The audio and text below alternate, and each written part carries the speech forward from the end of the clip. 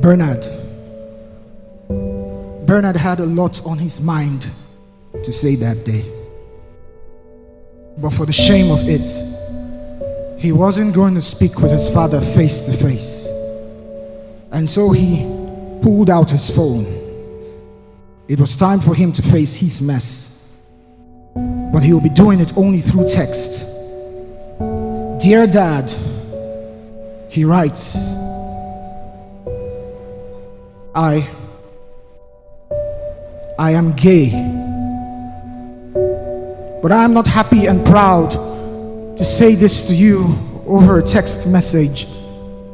But I sincerely hope you could hear the sincerity of my broken heart, because I am heartbroken too, just like you are today hearing my truth. But unlike you, I have been heartbroken a million times over.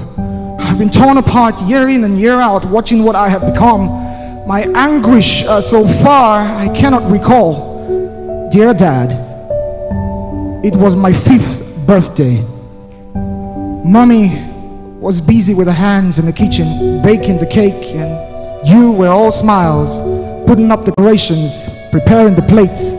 My little guests and I danced and played around and around like kids would do.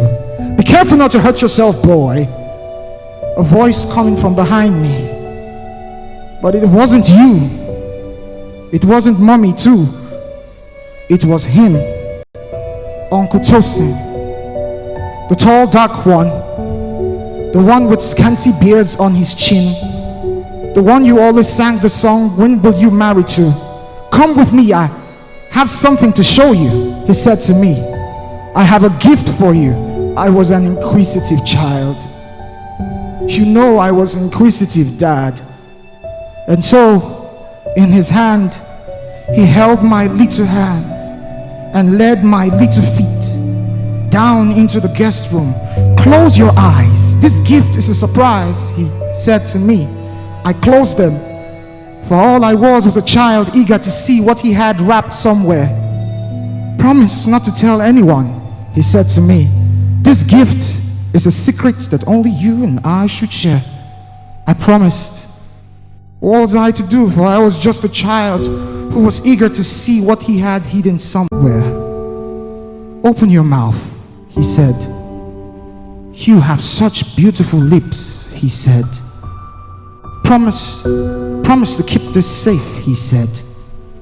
Before I could say a word, I felt his lips pressed against mine, and his tongue forcing its way into my little mouth. It was disgusting, see.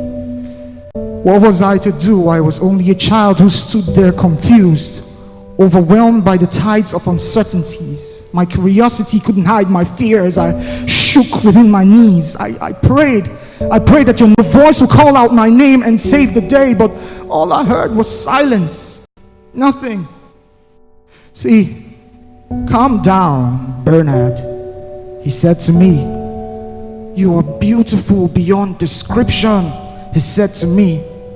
Let me calm you down, he said to me, unzipping his trousers, taking me by the hand and making me touch him. He made me touch something that once upon a time I felt was for only passing out urine, but who lied, because that day he showed me it was for pleasure too. See, he touched me in ways I had never been touched before. At first it was disgusting, but after time and time and time and time again, I began to enjoy it. I began to long for it. And as we as kids grew older and our desire for sex soared, my case became different. For when boys like me saw girls, I saw boys. When boys like me longed to kiss girls, I longed to kiss boys. See, I wanted it to go away. I prayed for it to go away. I even cut myself with a knife to see if this demon would bleed away. But no, this was me. This is me. See, this message is not to lay aspersions or blames or vindicate my name. No. Because Uncle Tosin, he died many years ago from HIV and AIDS. But this message is to let you know that I will be getting married soon in the UK.